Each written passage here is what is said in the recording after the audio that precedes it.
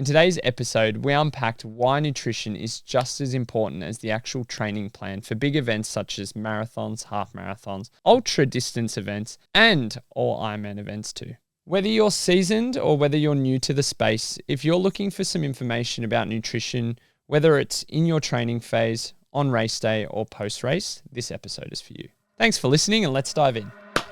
Cool. Look at us on a Sunday morning. I know. How good. It's a little bit exciting.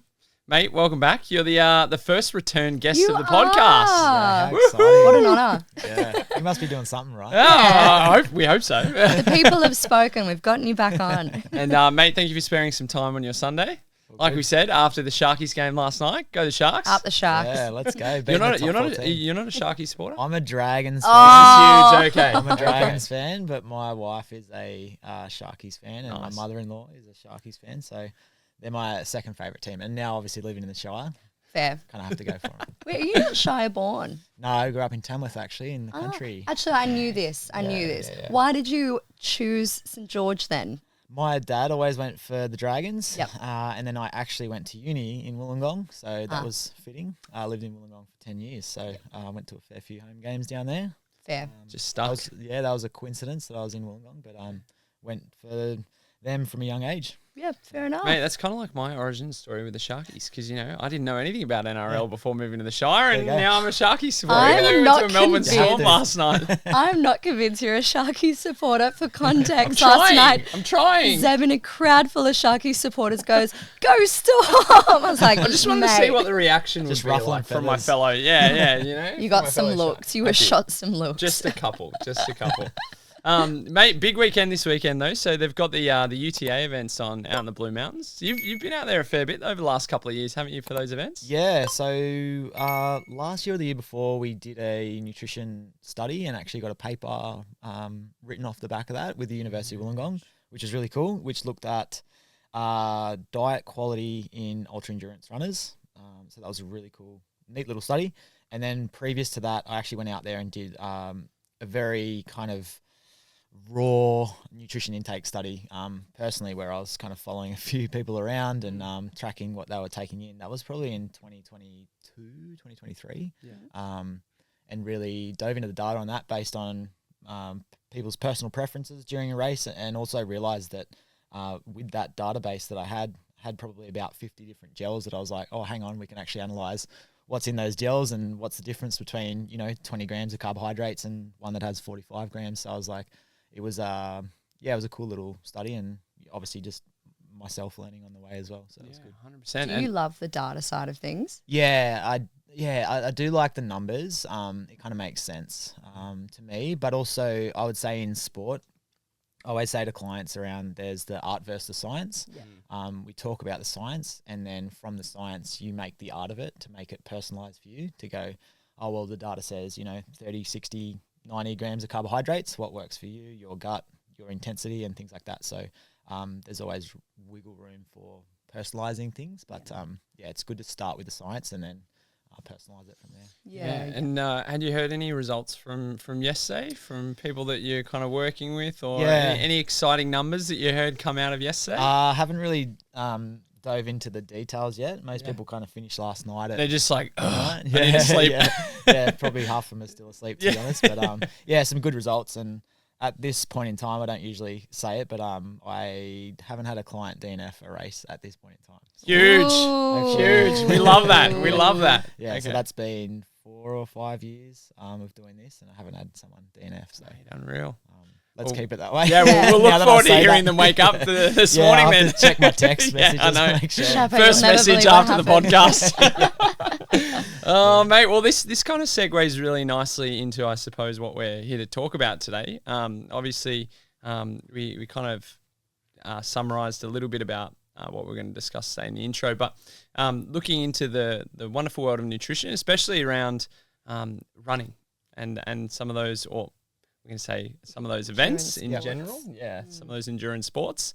But something that I think a lot of people don't really understand a lot about, especially when starting out in a space like this, would you say? Yeah, for sure. It's just a learning curve like anything else. And, if you're learning to run, learning what your body's capable of, nutrition's just a piece of that puzzle. Yeah. and that's what it is. Sometimes people come to me and expect the world, and it is just a puzzle piece where you can slot that in and do really well with that. It's not going to completely fix your world. Training will always trump that. But having a really solid understanding of nutrition and feeding that into the way that you train is always going to be helpful. Both week to week nutrition, getting enough kind of nutrients in, and then fueling specifically for sessions as well. So there's kind of always two sides to that, and I speak always about wearing two different hats. Most of the time you're wearing your public health hat, you're eating nutrient dense foods, whole grain carbohydrates, things like that, and then you need your performance hat, which is the opposite of that. They don't often collide, and that's the things where we kind of can put clean eating to the side and we start to fuel for our sessions better. And sometimes that is a little bit more processed food and things like that. And I think for people to learn that, it's okay to take those in at times, because we don't need to be scared of things like carbohydrates or even simple carbohydrates at the right time and utilizing them in the right environment. We don't need to be scared of that, and it actually helps with performance. Yeah, as you were saying off air, even like it's a lot of unlearning, like those beliefs around like what is and what isn't right around food. Yeah. I think especially female athletes have been told that they should be looking this way and they should be eating this like their whole life. There's a lot of social pressures there, and there's a lot of pressure in sport, and I'm hoping that a lot of that is getting dissolved now. Through conversations like this where we can just be open and talk about all athletes, but female athletes, that it's okay to eat more and to fuel properly for your sessions, and you'll probably be a better athlete because of it. Yeah, absolutely. And once you start like working with a client in a way, like how quickly does nutrition come into the conversation from the perspective of like some of those more performance nuanced things versus just getting like the basics and the foundations right? Yeah, it depends on what their goals are and where we want to go with it. I would say the majority of the people I work with are probably focused on a specific endurance event. But it's all about building from the basics. It's that foundation, and it's that week to week nutrition, and kind of some things that people don't necessarily understand is, if we're underfueling slightly, if you're underfueling by say 300 calories a day, it might not be that noticeable. If your maintenance calories is 2,500 and you're at 2,200, you go, I just skipped a meal or I skipped a snack here or there throughout the day, not a big deal. But when you kind of accumulate that over the course of a week, you end up being kind of 2,000 calories down over the course of that whole week. So if that ends up being that week and then the next week and then the next week, you start to, in those sessions or your sleep or whatever, it's nuanced, it's very small, but you start to feel, you're not quite ticking the boxes, you're not getting through those sessions well enough.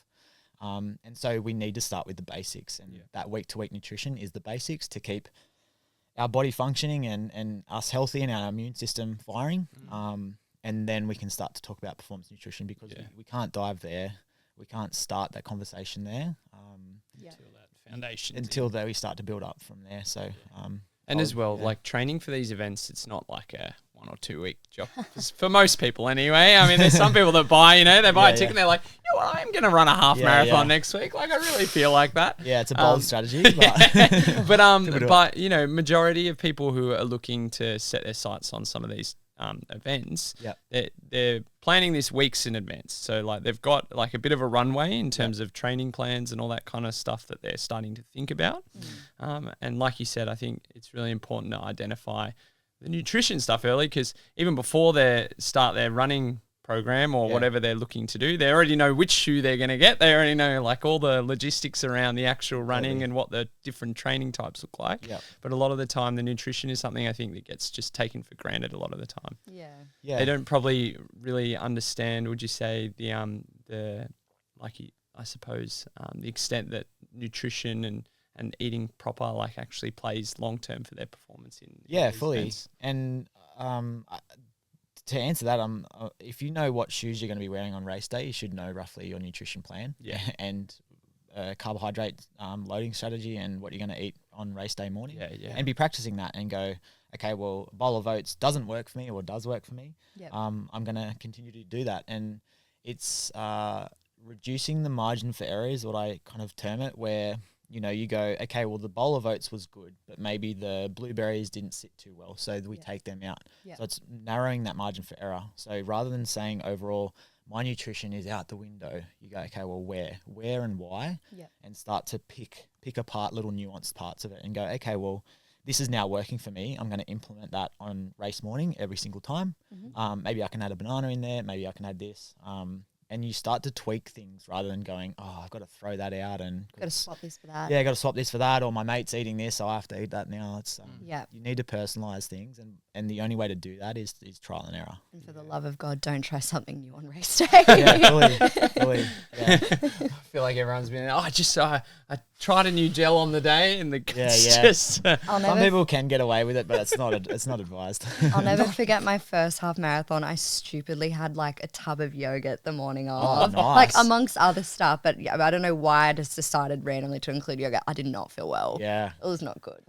Yeah, that's a proper hybrid athlete to go. I'm gonna eat yogurt. And yogurt mixed with pre-workout. I was like, this is not good. Yeah.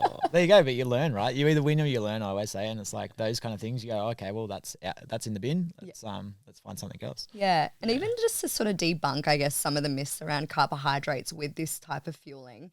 How would you, like, for anyone listening that maybe is sort of stuck in that mindset of like, I need to eat, you know, purely like as many unprocessed whole grain complex carbs as I can. How do you sort of, I guess, start that conversation when they actually would benefit from more simple carbs? Yeah, some people that I work with it actually takes a lot of time and a lot of kind of months to unlearn things that they've been told their whole life. Yeah. Which is fine. That takes time. Behavior change takes time. Yeah. But the best kind of analogy that I have between complex and simple carbohydrates is like week to week, we really want those complex carbohydrates, and think of it as post in the mail, right? Our complex carbohydrates is our nan sending snail mail. It's got so much money in it. There's lots of benefits in it, right? It takes a long time to get there. Yeah. And then when it gets here, there's, you know, so much money in it that you go, oh my God, there's so much benefit in this. Thanks, Nan. In this package. Thanks, Nan, for sending that. It took 2 weeks, but it's here now. So that's a complex carbohydrate. That's what we want week to week. Yep. But when our muscles are actually working, we want that the simple carbohydrate is the express post. It goes straight to our working muscles. So express post, there's no real added benefit in there. They're simple carbohydrates, and that's what our muscles need. Yep. It's in our gut and out of our gut in a short period of time. And so that's that express post. Yep. And so that's what we want when we're working out. So when we have very nutrient dense foods like our leafy greens, it sits in our gut for an extended period of time, which is a good thing for our health. But when we are working out, that's when we can get some gut irritability because it stays in the gut for quite an extended period of time. Yeah. And so that's why we lean towards more simple carbohydrates. So, you know, if you sit in that camp and you go, oh, I've never tried this, I've never tried that, it's fine. Like, let's try and open up those conversations. And, you know, if you can't stomach things before a session, maybe try half a banana or, you know, a few sips of an orange juice or something to try and start to fuel more for those more important sessions, whether it's longer or more intense. It's okay to be fasted for the odd session here or there that's not so intense. So you're just going for a casual run with friends, like 5K or something, that's fine. Yeah. But when we're going, okay, this is a key session in my week, I really want to perform, whether that's in the gym or a, you know, long run or interval work, they're the sessions you want to be fueling properly for. Yeah. And I think as well, like that general conversation in terms of people respond differently to some of those fuels as well, from the perspective of some people do experience like GIT upset and things like that when they're starting to layer these new processes in. What does that look like for a lot of people? I mean, obviously over time, I'm assuming as well, people just get used to it and their bodies adjust slightly in the training phase as well. Yeah, again, it's trial and error because, you know, some of the higher end athletes are taking in, you know, 120 grams of carbohydrates or more in something like a Tour de France or a World Championship Ironman. They've spent years of their life honing that with a nutritionist or a dietitian on board. You know, we can't expect our gut to take on that much if we haven't prepared for that. Yeah. So it's about doing those runs where you are taking that food on, those simple carbohydrates. But what I think a lot of people probably do wrong in that space is they might go on their long run and they might go for 20 Ks and they've taken fuel on board and tick that box, but they don't do it at an intensity. And when you're at a higher intensity, your gut kind of plays funny games where it might not be as as switched on or cooperative at that point in time. So I would say practice at intensity as well, at the intensity that you plan on racing at. So Yeah. but yeah, it's a big thing around training your gut, and it takes weeks and weeks to do that. Yeah. Pause. How's that going so far? Yeah. Yeah. Sorry. We do these like little intermittent pauses. Little just for checks. We've learned. So you don't do a full episode that's unrecorded. Oh, it's happened. Yeah, it definitely. I think it would have been an episode or two after we had you in Zeb's backyard. Yeah, we had a guest come out from North Sydney. Whoop. It was It's so the far. only one we've ever done that. And he walked away. We're like, bye. See ya. And then we turned to each other and we're like, fuck. And Oh, just no. did not record at all. It was Yeah. so bad. Yeah, we had all these processes in place after that, and we've never like It was just fucked years up ago another now. episode. But like it was just I think it was like episode 6 Those or early 7 days. or Yeah. something that like whatever was after yours. And I was just like, oh god, Never this is- again. This is traumatic, and we had to send him a message and be like, hey mate. We're so come back? sorry. Yeah, he came back on later on. Good. He was a legend about it. He was really keen to do it. was It was really just good. one of those ones where you just go, We had him in We the fucked studio. up. It was like in that transition period from Zeb's backyard to here. So we're like, so this happened. Do you mind coming out again? Like, we'll obviously, make it worth your while. And we've also got a nice studio. And he's like, yeah, okay. yeah. We got all the That gear now. helps. yeah. Yeah. We gave him a gift. We're like, we're so sorry. So sorry. Okay. I might go into sort of the training your gut timing and that sort of Yeah, stuff, even nice. though it is so individualized, but just as maybe like a bit of an overview if anyone's interested. In terms of Like training your gut for sort of like weekly, like building that up. To Yeah. Yeah. Does As that well, feel what okay? it looks like. Yeah. What it looks like as you increase like your mileage and stuff like that as well. Yeah. And we could probably talk about it from different event perspectives too, because I think Yeah. it'd be really cool to capture not just like the general discussion, but also hone into some people training for a half marathon where they're not needing to build as quick. Yeah. Some people are training for an Ironman where like they've got swim components and other stuff Yeah. like that they're having to start to layer that nutrition into as well. So Yeah. I think that could be cool. Yeah, cool. Okay. If we're looking in the context of like long runs or the sort of race specific fueling, again, I understand it would be so individualized, but for anyone listening, is there like a bit of a general overview of how to get into that process of like training your gut? Yeah, I would say that a key element is, or a guide is the 2 hour, half hour rule in terms of pre-run, having something, a larger meal or kind of that breakfast, 2 hours out roughly as a guide. Yep. And then something half an hour before you start. And that's more in that gel, Gatorade, banana space, whatever you can stomach. That will set you up for your run. And then a lot of people go off like a distance to take fuel in. And I've heard a lot of people go, oh, well, I take something in at the 7K mark and then 14Ks. The issue with that is that if this first 7Ks is flat and I'm feeling really good, you get it done in a certain amount of time. But then the next 7Ks might be hilly, you might be a bit drained. That's going to take you 10, 15 minutes longer. And then the next one is longer again. So you start to blow out your feeding windows.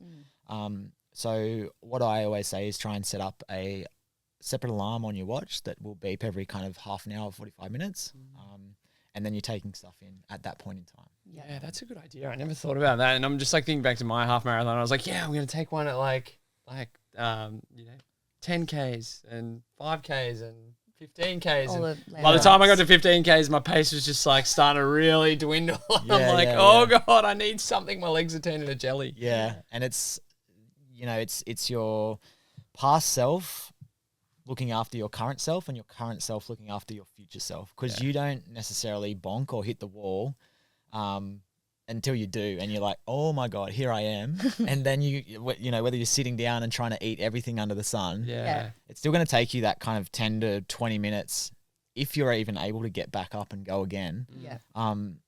But that to me is a failed nutrition strategy because you haven't fueled to a point and then you've actually hit the wall. Yeah.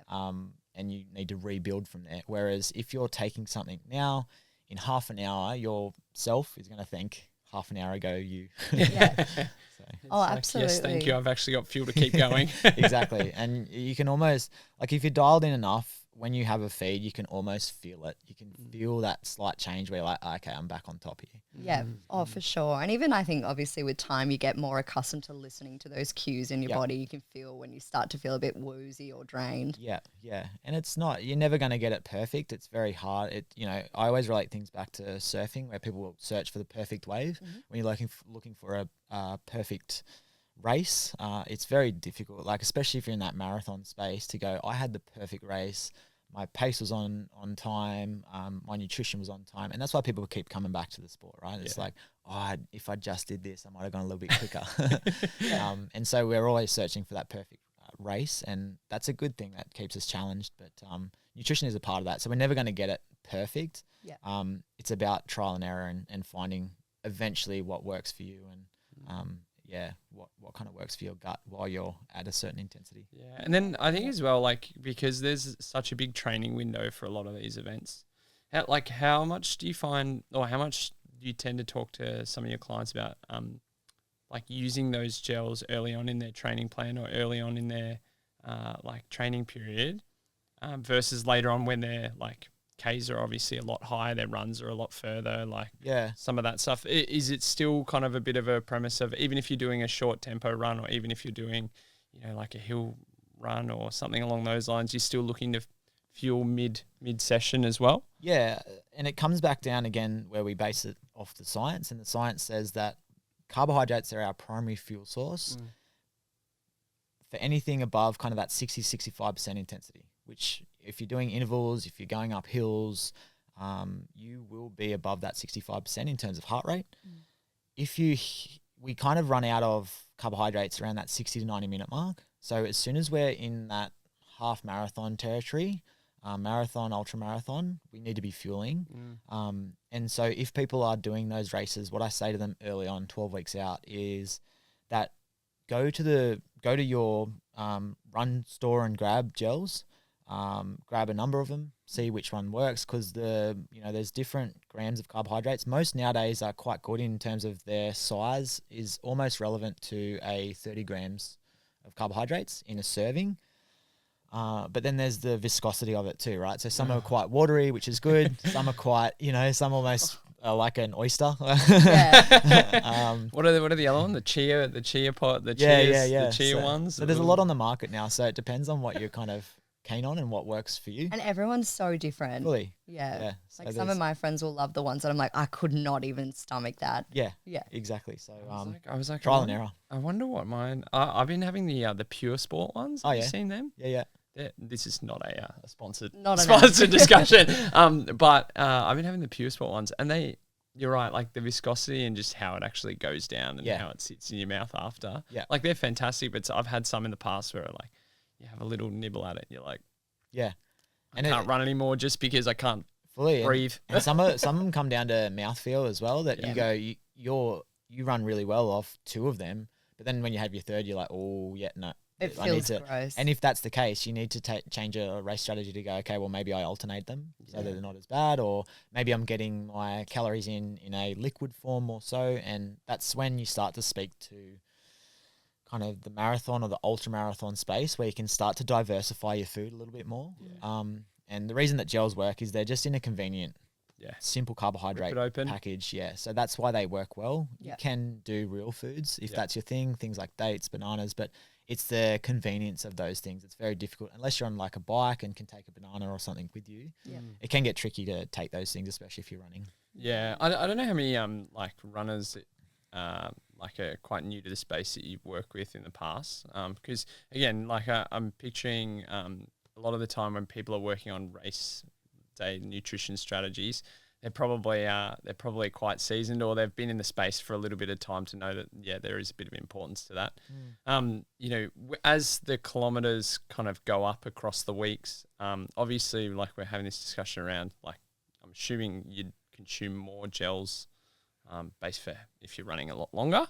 How would you recommend to people just to even like take one or two out, like even before they really start to hit some of those longer runs, if they're just starting, just to test them out?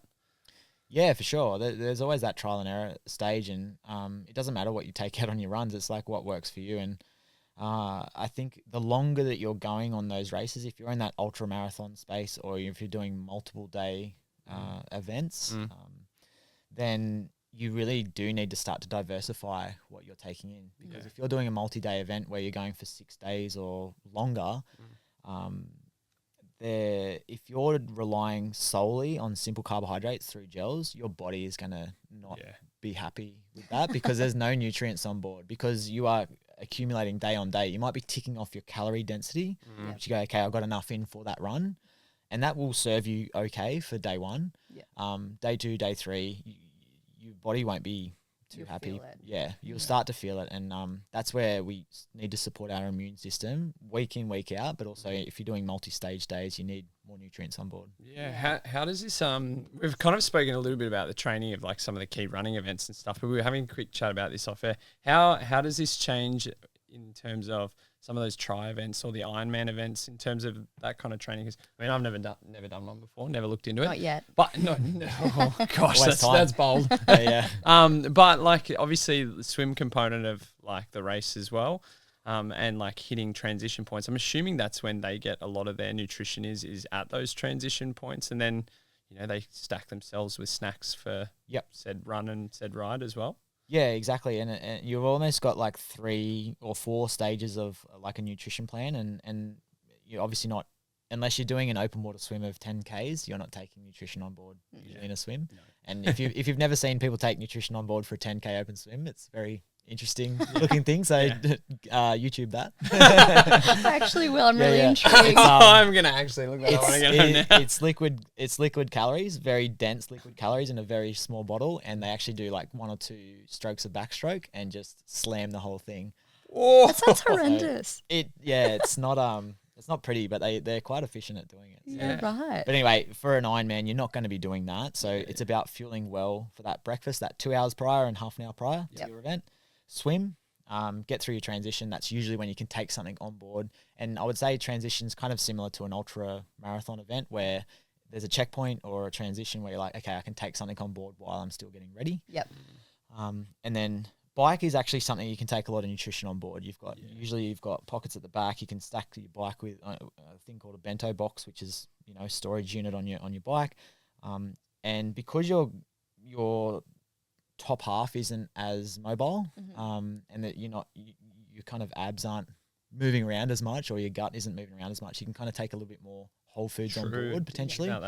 Whereas for your back end of your run, you might switch more to that gel or the liquid calories. Simple carbs. But it depends on how intense your race is. If you're looking to race under 10 hours for an Ironman, you're probably getting through those transitions quite quickly. If you're trying to get to the finish line of an Ironman, you probably want to use those transitions to get some fuel in, to reset, and then to get onto your bike or get onto the run. And you're probably going to be better off by doing that and taking a little bit more time.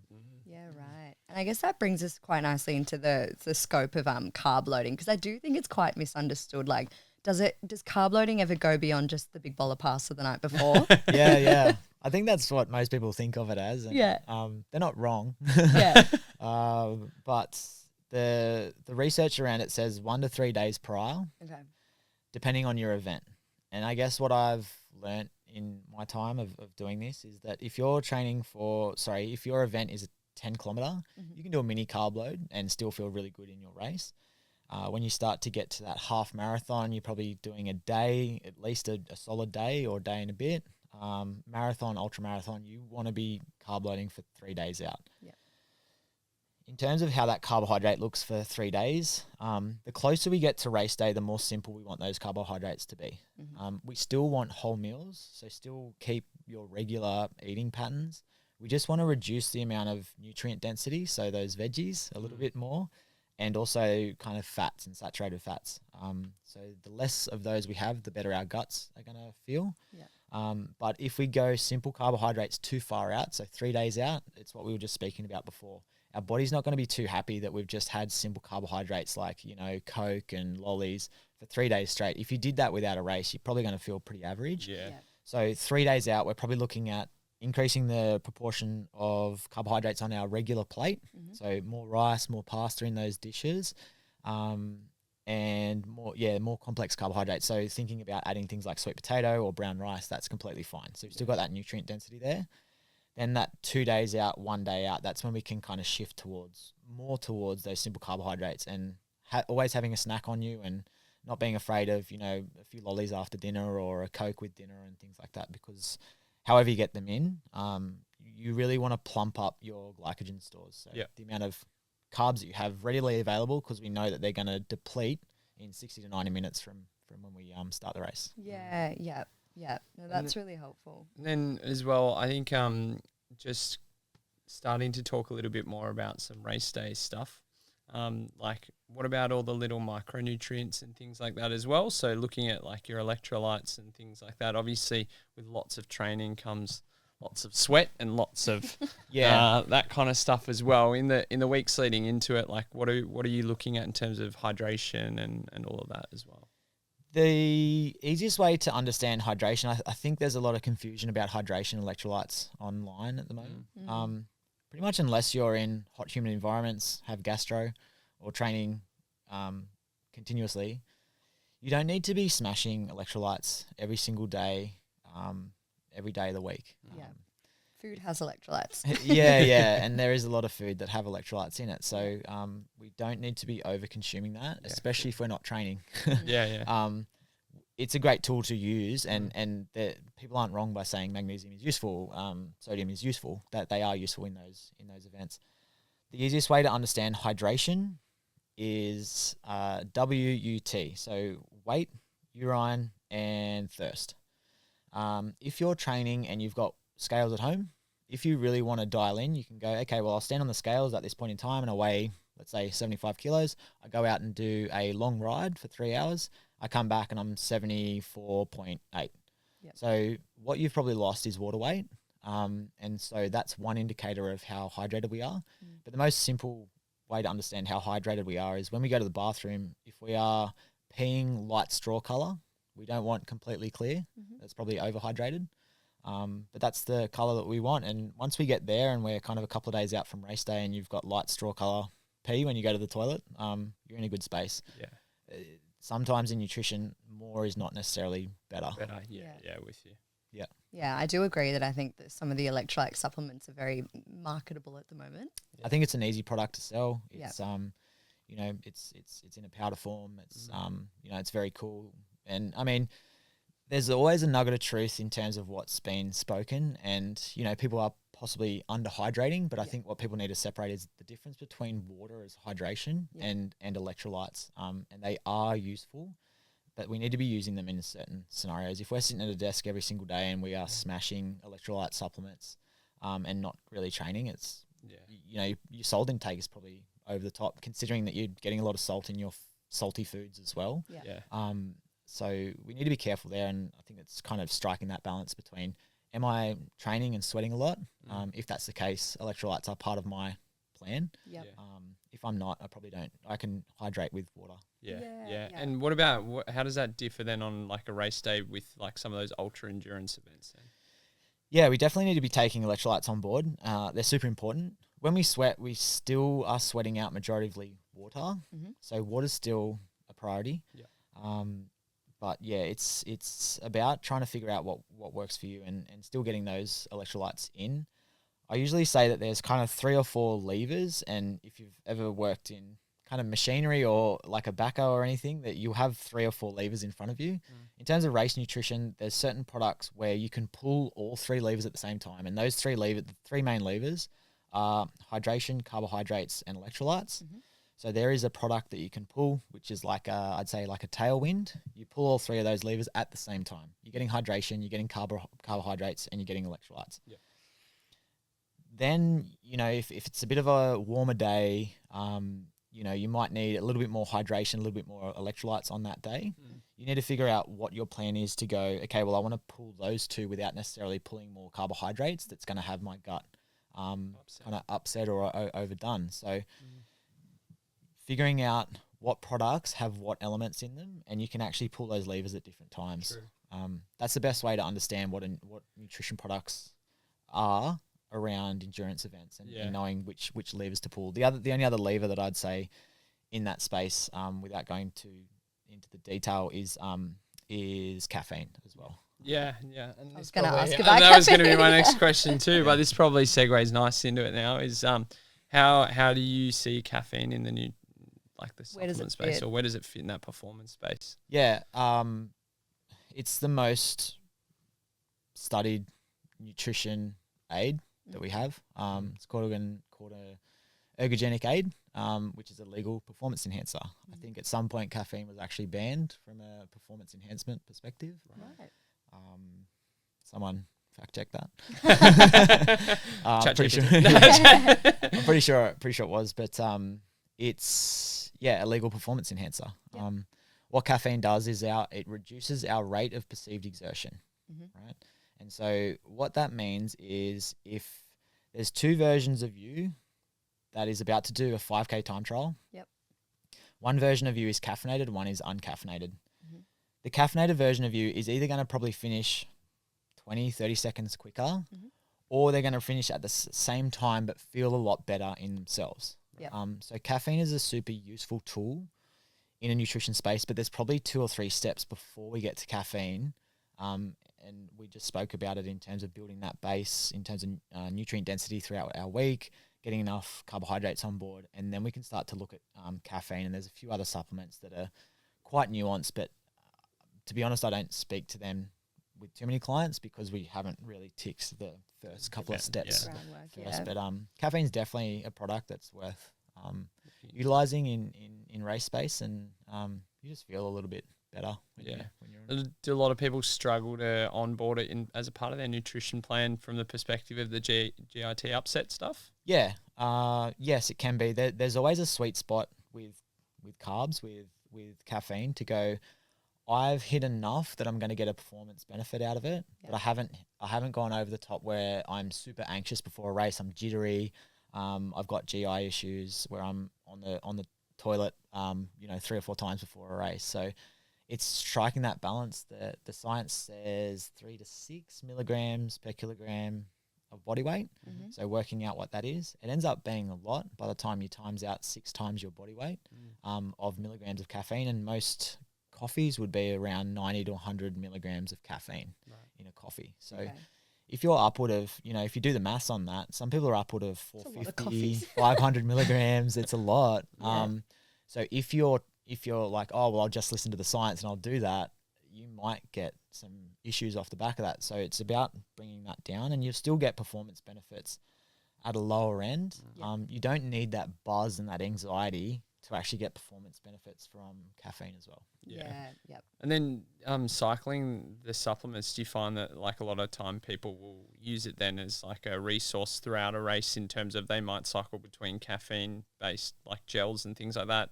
Yeah. And have a normal gel without caffeine and then have a caffeinated gel like later into the race? Yeah, that's pretty good strategy to have, just so that when you're still loading on that caffeine, but you're also not overdoing it by having it every single gel that you take in. Yep. A really good strategy is kind of when you wake up and having that meal, that breakfast kind of meal, is to start that caffeine load at that point in time, because caffeine has a half-life of 6 hours. Yep. So there's not too many events where you're going above 6 hours unless you're in that ultra endurance space or that Ironman space.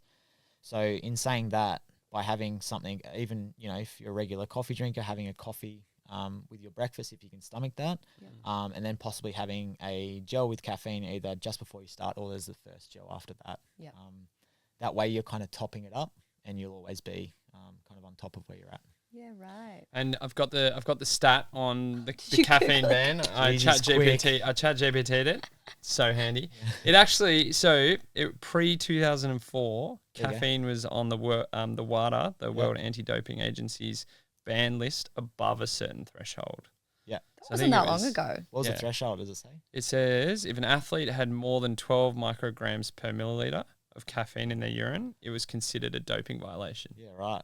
Interesting. I don't even know what that translates in terms of milligrams of caffeine, but neither do I. Yeah. But very interesting. And then since 2004, it was removed from the ban list, but placed on WADA's monitoring program. Yeah. This means they track its use to see if abuse or performance enhancing trends develop, but athletes are currently allowed to consume it freely. There you go. Interesting. Legal performance enhancer. 2004 was not that long ago. Oh, was it? I knew it. Yeah, I'm glad. Hey, that you're we, good with the Yeah. facts, I'm glad aren't we you? fact Gee checked whiz. Encyclopedia. You are good with that. That's Yeah. so interesting. So yeah, it's interesting to know that it was banned at some point. Yeah. Yeah. But if anyone's interested in kind of where that space lies, and it's probably more those semi-professional to professional athletes, Yep. there's something called the AIS Sports Supplement Framework, Mhm. and it goes through Category A, Category B, C, and D. Category A is the things like magnesium, fluids, carbohydrates. There's like has very good research behind it, is not banned, Yep. very useful for athletes. Yep. That's our Category A. And it goes all the way through to Category D, which is performance enhancing drugs. So there's kind of the B and C is kind of that like has some evidence. Not enough. Yeah, not quite enough to go. It's either giving good benefit or it's possibly tricky on time in terms of that anti-doping space. Yeah. So we kind of want to avoid anything that's on a Category D or Category C. Yeah. You can play around with things in Category B, but Category A is your big ticket items, your Your gold standards. your gold standards that you want to be trying to tick off. Yeah, nice. Pause. Oh my gosh. Sorry, one more check. I could see you wigging out. I was like, what's he freaking out Yeah, about? right, mate. Just make sure. So now we're sort of into the post race, right? Like we've chatted about. I would love to go post race a little bit, and then I would love to touch on early signs and symptoms of underfueling Yeah. in the everyday, just really quickly at the end, because I think as well, like it's good to note about it. Just going back to what you're talking about, accumulative wise. Yep. Yeah. I think like in people's first race, they might not notice the impact as much as then like the later races. Like Yep. you were talking about before, some people are really good at just going back to back races and not having Yeah. an issue with it, especially people who are new to the sport or new to running or new to that whole endurance kind of space. They get through their first race, they're addicted, they Yeah. love it, and then the impacts start to kind of come out in Yeah. the water later on. Yeah, for sure. Once they get like 2-3 races in, all of a sudden they're getting injuries, they're getting Yeah. all that kind of jazz. Yeah. Beautiful. Yeah, post race, let's do it. Alrighty. So we've sort of covered, I guess. I'm going to start that again. Nice. As soon as it came out, I was like, nah, take that back. Yeah, I we're take gonna it back. I take just it run back. it back. Okay. So we've covered the lead up into a race. We've covered during the race. Now let's dive into that post race, because do you think that is just as beneficial as focusing on nutrition in those first two phases? Yes, and it depends on what you've got coming up. Yep. You know, if you've got a sport where you've got multiple matches, like soccer or football, where you've got a round robin event, it's actually super important to make sure that recovery nutrition is on point, because you'll start to accumulate kind of bad habits and poorer performance if you're not doing that. So Yep. I would say it depends on what your next session is. And, if you've built up for 12 weeks to do a marathon, is recovery nutrition after that marathon the biggest thing? No. Yeah. You want to be enjoying that with friends. So, you don't need to be too over the top with recovery nutrition if you've just done your key race and you've got a bit of time off after that. And I would recommend a bit of time off to Yep. clear the head and go from there. But Sleeping. sleeping. Like enjoy all the sleeping. UTA athletes this morning. Yeah. Hopefully they're sleeping with a big pizza on their bed or something. But overall, recovery nutrition is super important. The kind of there's 4 R's that you kind of want to tick off. It's refuel, rebuild, rehydrate, and rest. Mhm. So they're the 4 R's of recovery nutrition. And the way that we do that, again, is the 4 things that we want to look out for is protein, carbohydrates, fluids, and electrolytes. Yep. So if we're doing those 4 things in the meals after that run, we're putting ourselves in a pretty good space. And again, this is where I go back to that 2-hour, half-hour rule. Yep. So pre-run, we're 2 hours out, having something more substantial. Half an hour out, we're having smaller bites or something that's going to fuel us well. We do that same thing post-session. Yep. So we go half an hour. Is there something that we have in our bag that's like an up and go or a milk or something that we can grab from the service station on the way home? That's that half an hour. And then 2 hours is like, okay, what's my next meal? That's going to be a breakfast with friends or dinner where we go. There's a lot more nutrient density in there. There's the carbohydrates, the protein, and we're hydrating well. One key indicator that a lot of people probably don't see, if on a Sunday long run, you go out and you don't potentially prioritize rehydration afterwards, think about how often you're going to the bathroom. Might not go to the bathroom for 4 hours straight, and you won't realize that unless you're conscious of it. Yeah. And so it's being conscious of that, and I think the science says that we need to rehydrate at 150% of what we've lost. So again, it's just going back to that WUT of are we going to the bathroom and peeing almost clear, not fully clear, but that's a good indicator, and that's what I use on, say, a Sunday long run to go, I'm going to make a conscious effort to get back to that point at some point, kind of around lunch or just after. Yeah, nice. right. Yep. And is that half an hour post event or post run crucial? Like, because I'd feel like a lot of people go, oh, like I'll just wait till the next meal. Like I'm not really hungry. Yeah. People talk about like more from that gym space of an anabolic window, right? And it's kind of a thing, but it's not super necessary. And from a protein perspective, it's more important that we get protein in throughout our whole day, the protein distribution across the day. Yep. You see gym bros that are drinking 60 protein grams of shakes. protein. Yeah. Like me. directly That's after yeah. Oh, your tails, it shows. I was gonna say something actually. Yeah. Looking back. But that kind of protein shake directly after the last bicep curl, like it's good. It's still beneficial, but it's more beneficial to have that protein distribution across the day to tick off your overall protein goals for the day. Yep. So yes, it is. And if you can get into that habit, it's a good habit to get into. To be that person with the snack in your bag, with the snack in the car, with going past a service station on the way home to pick up a high protein snack or a high carbohydrate snack just to nibble on as you get home. Because especially if you've got to drive after an event, you realize that you've been in the car for 2.5 hours and you're like, oh, hang on, I actually haven't eaten or drunk anything at all, and I'll probably feel pretty rubbish tomorrow. Yeah. Yep. Yeah. Just as a massive side note, what's the protein? Rockaby. No. What do you think of it? Oh, they're I so do know them. I do good. know them. And Is there that was how a you big trend pronounce with them it? for a while. I've been calling them rokebies. Is Oh it man, I don't know. rockaby? I could be wrong. They're fact check, unreal. fact check. Yeah, Just ask Siri. ChatGPT. Spell it out to. Yeah. No, what's the protein versus weight? The number that I'm thinking of per grams per gram kilogram? yeah. 1.6 to 2.2 Yeah, per kilogram. per kilogram. Per day. Dude, it's a hard number to hit. Is I that don't know how for people hit athletes it. though? So Or like sporty people? yeah, That's it fair. depends. It depends what we're looking at because there's different nutrient reference values. Some of those are minimum values that we should be ticking off, and I think the minimum value for people generally is about 1.2. Yeah. So if you're don't train all that often, you still should be getting about 1.2 grams per kilogram per day Yep. of protein. If you're in that athlete range or you're starting to train a little bit more, you should be up or above 1.6. Mm-hmm. When we start to go above 2.2 grams per kilogram, protein is the same as any other macronutrient where if we're over consuming it, it ends up just being stored as body fat anyway. So it depends on what our overall calorie density is. So I would say that as an endurance athlete, sitting around that 2 grams per kilogram is good, and then offsetting that with a more carbohydrate rich diet. As well. Yep. Yeah. Yeah.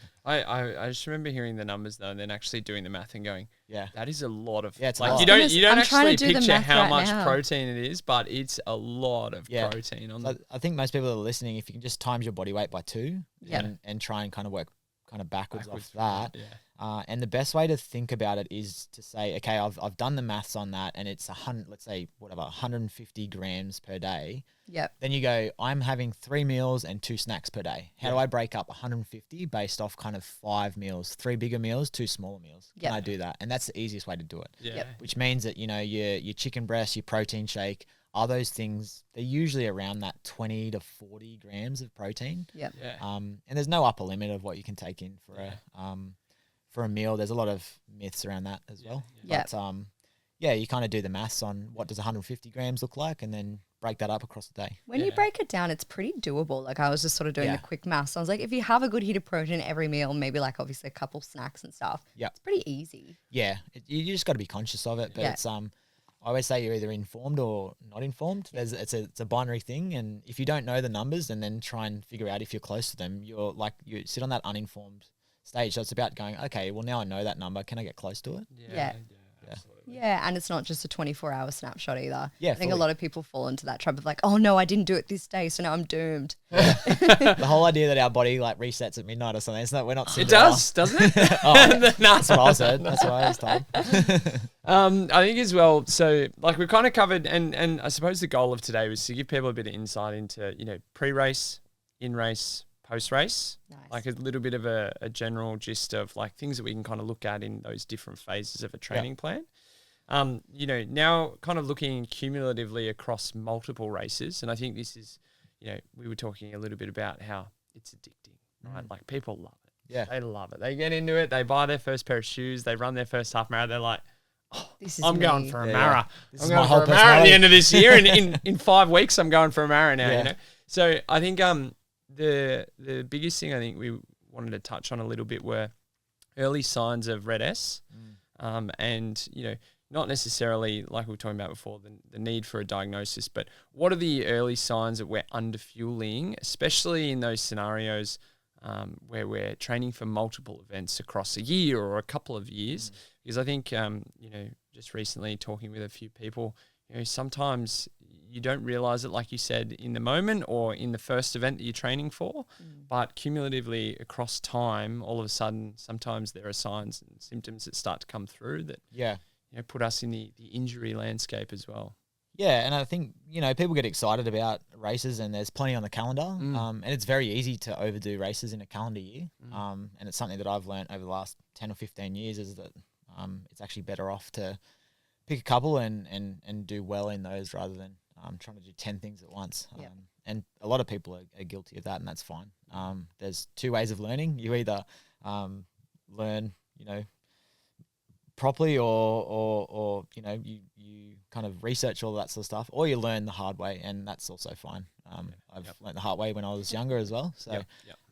It's all part of the journey a little bit as well. It goes Yeah. hand in hand with sport to any capacity. fully, and that's where you understand what your body's capable of doing. And I find sometimes when you push your body too far, your body will tell you when to have a break, rather than you going, oh, okay, maybe I should back it off or have a rest day here or there. Your body will go, no, we're done. Here's a stress fracture. Here's a rolled ankle. Here's being underfueled. And I will pull you up because you're not doing it. Yeah. And I would say a lot of that, for me, ends up being load management. What a lot of people talk about is they go, oh, well, I'm ticking off these runs, but they haven't told their personal trainer or who they're working with that they also play soccer on the weekend and they've got 2 kids and they're running around with them as well. Like that's all load management and being on your feet, depending on what kind of job you do as well. So The lifestyle factors rarely make it into the discussion Fully. of planning for events or Fully. anything. And so anytime you're talking to a health professional, whether that's, an exercise physiologist, a personal trainer, a nutritionist, dietitian, you need to talk about your overall weekly load. Yep. And running is part of that, but also casual sport and things like that, that also plays into it. Parents with kids, I feel like, is often they like minimize almost the amount of Oh, activity fully. they do. Yeah. Like, oh, I don't have time for work. Because I'm like, yeah, but you're walking every Yeah. single day and chasing after little Timmy. Like, Yeah, fully. And you're like shoulder pressing, 20 kilos, however many times a day. So, yeah. it all adds up. But in terms of that red S or relative energy deficiency in sport, it was actually originally called the female athlete triad, I did see that I actually. believe. Yeah. And interestingly enough, most research in sports nutrition is done on males, and then like, oh, well, I guess we'll just do this for smaller males, which isn't the case. Females aren't just smaller versions of males. They've got their own things going on that need to be researched. But the female athlete triad was one of the only things that was studied in females before it was in males, which is kind of cool. Yeah. So I think we do need probably more research in female athlete space. Yeah. Did you see understand actually it they're more. doing a study on ACL injuries in females? Oh, no, I didn't. No. I think it was the Daily Mail that put it out. And I was like, yes, go Yeah. the girls. Yeah, cool. The Yeah. girls. Yeah, and it needs to happen. But relative energy deficiency in sport, again, you don't need a diagnosis to understand some of the signs and symptoms. It's good to speak to someone about that if you do. And that's why I think upskilling kind of coaches, PTs in this space to kind of recognize that, and athletes themselves to go, I know that I'm starting to see signs of this. And I guess the signs are very subtle over the course of weeks of training, but it's things like no performance improvement if you're starting to increase your performance load. It's mood swings. It's losing your period. It's not quite being able to put a finger on where your performance downfalls are happening. Sleep or rest is really getting affected.